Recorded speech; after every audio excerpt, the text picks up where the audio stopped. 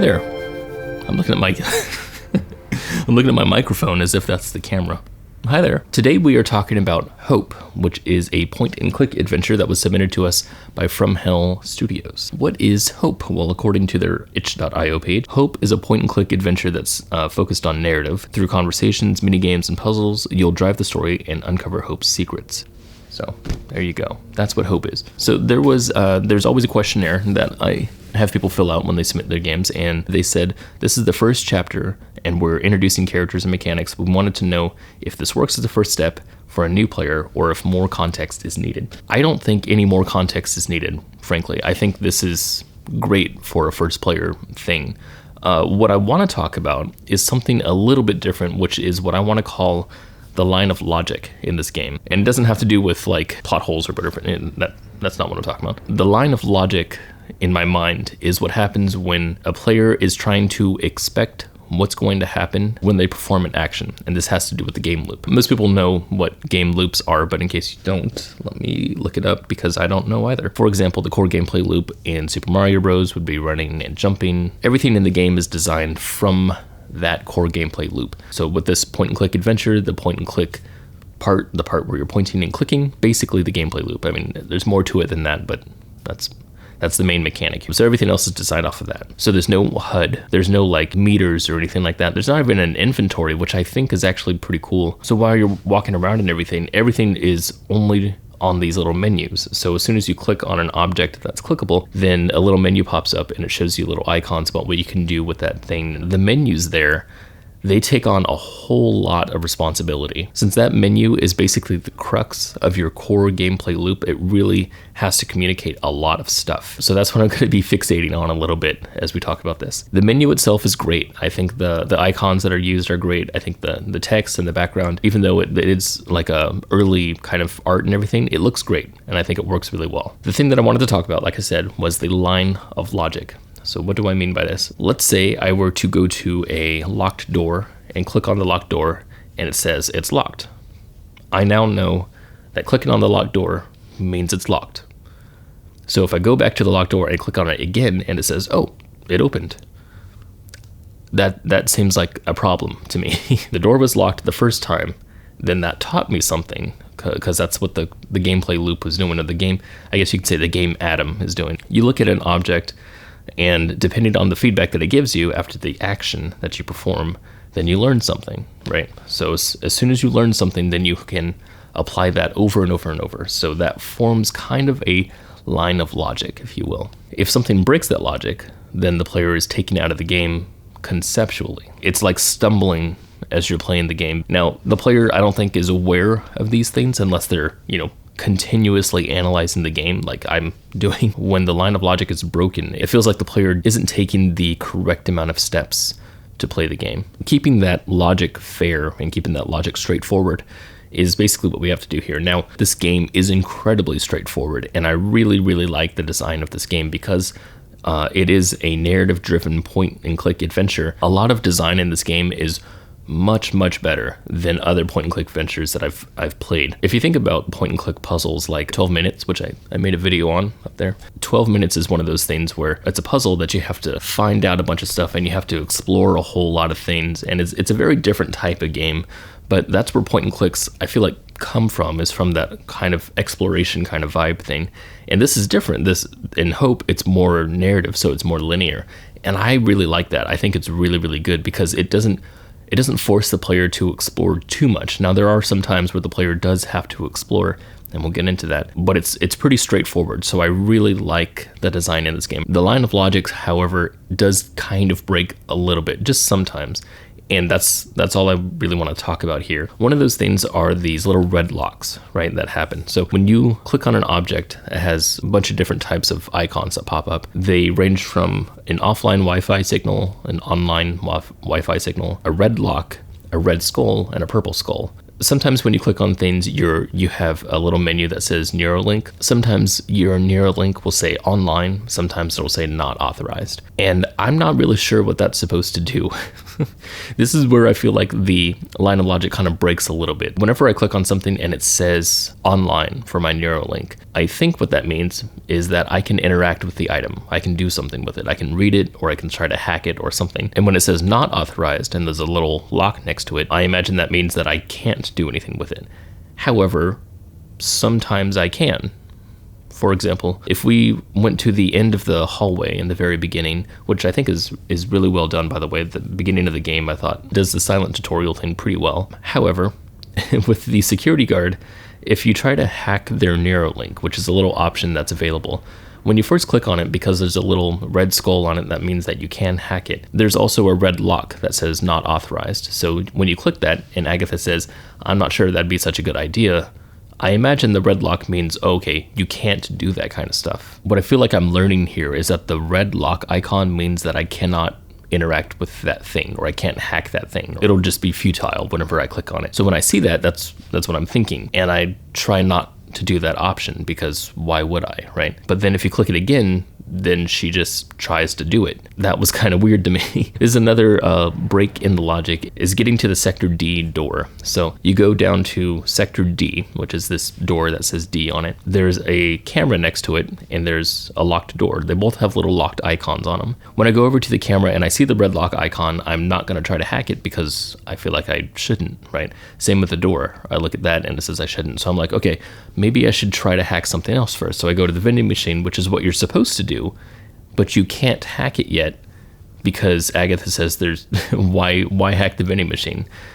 The thing is that you need a story reason to do it. You need Agatha to realize that hacking the door would be possible through the vending machine. As the player, I have already gone through all these steps in my mind, but Agatha hasn't, and I feel like I need to make her do the steps in order to get her to get to the point to where I am.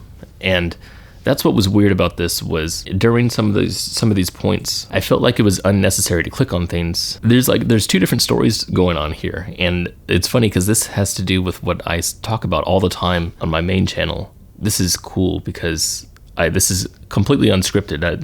Just a thought that just came to me. There's two different thoughts that are happening here, right? There's two different storylines. There's the one of the character, and there's one of the player.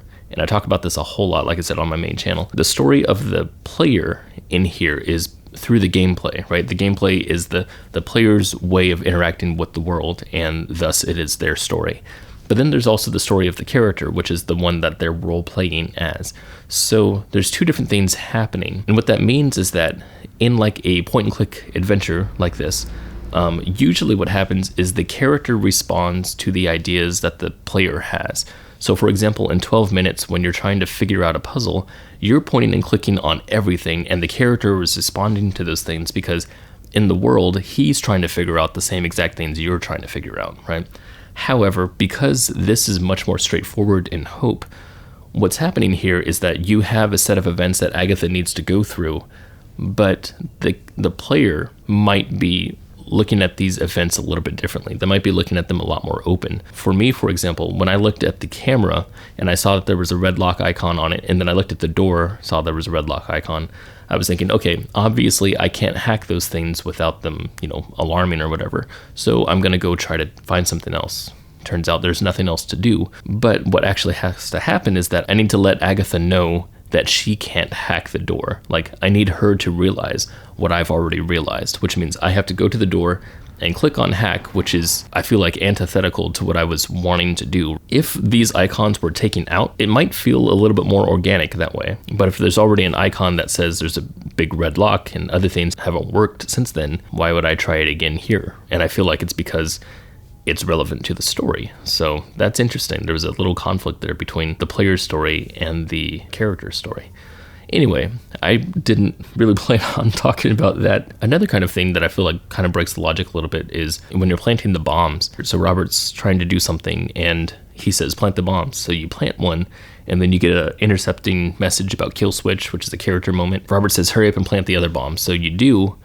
And then Agatha says, let's go, in her little thoughts. At this point, I was thinking, oh, okay, let's go get Robert and get out of here. But Robert, when you talk to Robert, he's like, place the other bomb. And I'm like, I already placed it. What do I do? And then I'm like, oh, am I just supposed to leave him? And so I did, and yeah, sure enough, that's what you're supposed to do. It didn't feel like that was the way to do it. It didn't seem like I was supposed to place a bomb and then leave Robert. When you're on the main deck, that little lock icon appears again several times, and maybe it's just me, but I feel like that red lock icon just really does me a disservice because it tells me that I should not interact with items. If I do, that usually means that I can't do something with it. But the story still requires me to interact with locked items anyway. So I feel like that's a conflict. It really does depend on the experience that you want to give to the player. If you're trying to do a very straightforward story puzzle thing, which is what it seems like you're trying to do, then I would try to clarify these moments a lot more. I would try to make the player recognize things the way Agatha would recognize them. Those icons are telling the player something different than what they're supposed to understand about the item, because those icons are meant to inform the player of something, and at the moment I'm not sure what that's trying to inform me. There was something that I wanted to talk about the puzzles that were involved here. So I really like the mini games and the mini hacking puzzles. The networking thing where you're trying to connect like little nodes and everything, I thought that was really great. There's only one small tweak. I don't know, I wouldn't even call it a tweak. It's just something that I want you to be aware of. Whenever you're doing long networks that have a lot of different nodes and stuff, sometimes you have to go through one of the nodes. Like the easiest way for me to think about it, a laser beam that's shooting from one area to another. When you get to a node, it stops, right? So your laser beam comes over to a node and stops there. But sometimes there's nodes that have these little dots on the outside, and the laser beam goes through those nodes and continues, and sometimes it's required for it to go through a node so that it can get to another one.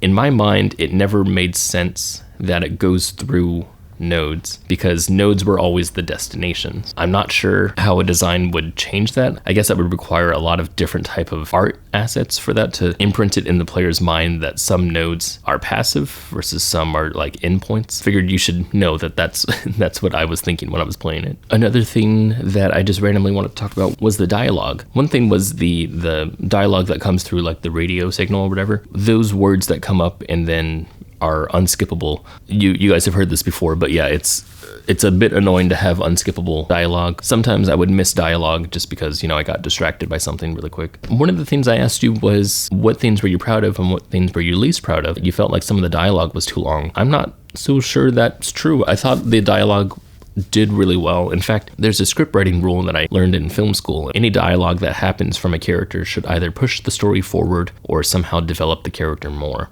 And I felt like pretty much everything that you said in this game did those things. In fact, I really liked the times when the characters said things that did both. There was that exposition dump in the very beginning. Now, I'm not a fan of exposition dumps. That might work for some people. I thought actually the voice acting was pleasant, but I really liked that because I thought it worked for the world. However, that whole part in the beginning where it's just text, I would rather do away with. Like if I were wanting to learn about this game, I'd want to learn about it interactively, right? I'd want to just start playing the game and then read like through environmental storytelling, different tidbits that are talking about, the cicadas are wanted or something like that. The other thing is tutorializing. Tutorializing in the beginning of narratives is always very difficult because you have a narrative, right? And you can't just stick a tutorial in a narrative because it doesn't always work.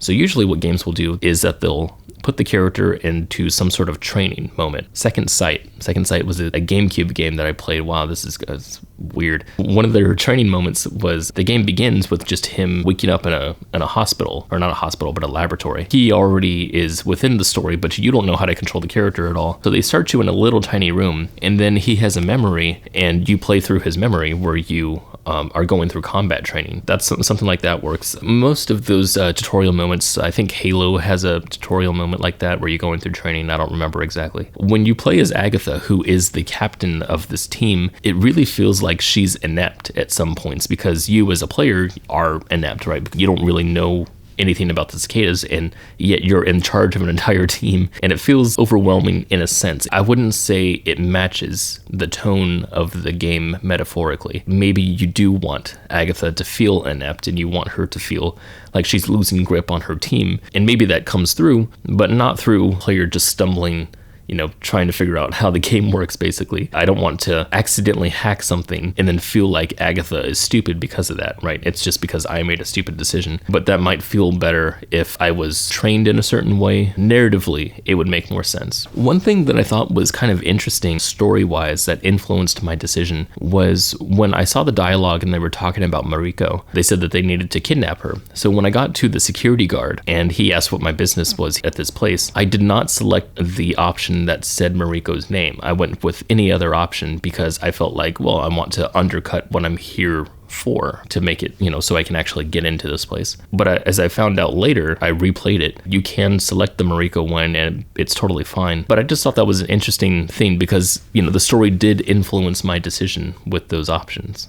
Kill switch in this game can die, and the first time I played this game, she did die on me. It was weird because I didn't feel like I caused her death in any way. I didn't feel like I could have saved her either. And that's what was weird, was upon replaying the game, when I saved her, I didn't feel like that's what I was doing. I felt like I was just like, oh, that's what you're supposed to do. Gotcha. When this game was submitted to me, you said you would count it as a win if the person felt bad that kill switch had died. And I know there was a bug in this game to where it says kill switch did die even though she didn't. But I didn't really feel like I cared about her character dying. I do care about her character. She helps the player in the beginning. The player grows an attachment with her. It feels more like she's like a tutorial guide almost, as opposed to someone who gives you stuff, even though she does forge an access token for you. I think the access token ends up not working, so it didn't really feel like she ever really helped me at one point. I think I would increase the amount of help that she does for the player,